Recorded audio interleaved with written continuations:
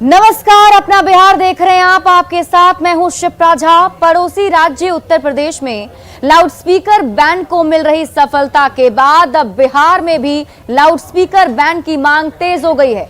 बिहार में बीजेपी नेता loudspeaker ban की मांग कर रहे हैं। तर्क है कि मस्जिदों से लाउडस्पीकर पर दी जाने वाली अजान की तेज आवाज से लोगों को दिक्कत होती है।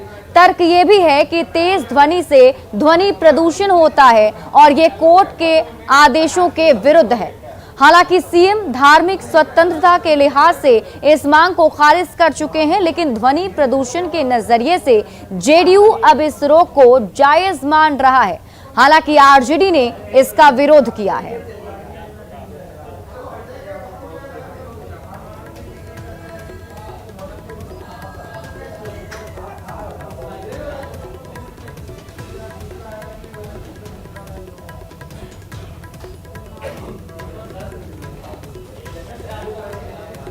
तो देखिए, हम आपको खबर बता रहे हैं जिसमें अब लाउडस्पीकर की मांग जो है बिहार में भी तेज हो चुकी है कि लाउडस्पीकर पर बैन लगाई जाए। रोक की मांग लगातार की जा रही है। सीएम नीतीश कुमार हालांकि इस मांग को खारिज कर चुके हैं, लेकिन अब जब ध्वनि प्रदूषण के हिसाब से इसे देखा जा रहा है तो ऐसे में जेडीयू ने भी इसका समर्थन किया है और आरजेडी ने पलटवार किया है। मुझे नहीं लगता कि बिहार में भी इस तरह की राजनीति अपनी जगह पे आएगी, क्योंकि हमारे जो सूबे के मुख्यमंत्री हैं नीतीश कुमार जी, भले उनका गठबंधन एनडीए से है, एनडीए में बीजेपी है और जो कि बड़ी पार्टी है, मुझे नहीं लगता कि नीतीश कुमार जी ऐसा कोई फरमान देंगे, क्योंकि उनको ये बिल्कुल पता है कि उन्हें राज्य में सौहार्द, शांति, भाईचारा फैलाने के लिए क्या करना है। ये बिल्कुल तथ्य और क्लियर है।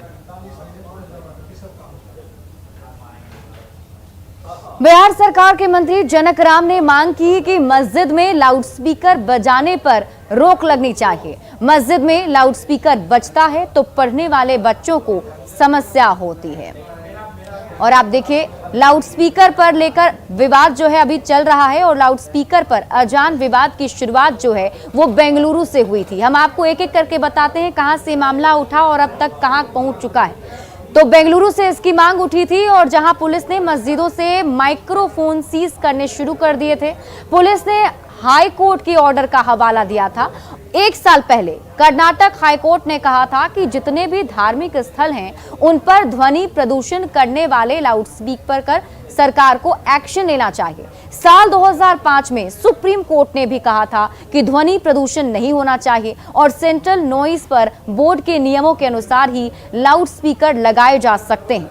हिंदू संगठन श्री राम सेना और बजरंग दल ने धमकी दी कि अगर मस्जिदों से लाउडस्पीकर पर अजान बंद नहीं हुई तो वो भी मंदिरों और सार्वजनिक स्थानों से हनुमान चालीसा और जय श्री राम जैसे नारे लगाएंगे।